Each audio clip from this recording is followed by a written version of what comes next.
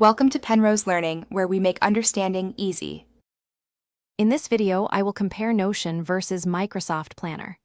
Notion offers a highly customizable workspace, perfect for notes, wikis, and complex project management. It provides immense flexibility to build almost anything you can imagine. Microsoft Planner, on the other hand, is a straightforward task management solution, deeply integrated within the Microsoft 365 ecosystem. It focuses on simplicity and ease of use for team task tracking. We will explore their core differences to help you choose the best tool for your team's unique needs. When it comes to customization, Notion truly shines. It allows you to create custom databases with unique properties, views, and relations, offering unparalleled flexibility. You can embed various content types and leverage extensive templates.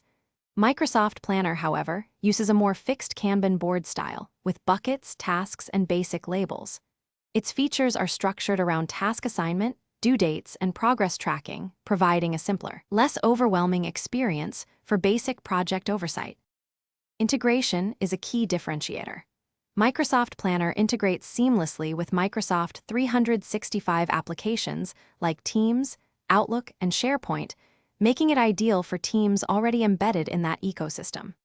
Notion, while offering a robust API and integrations with many third-party tools, provides less native integration with the Microsoft suite. Both platforms facilitate real-time collaboration, allowing for comments and shared access, but their integration philosophies cater to different existing software environments.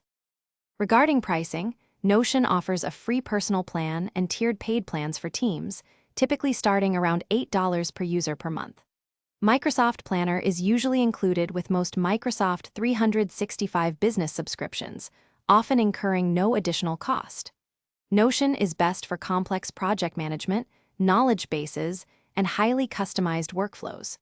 Planner is perfect for simple task tracking, team coordination, and quick project oversight, especially within the Microsoft environment.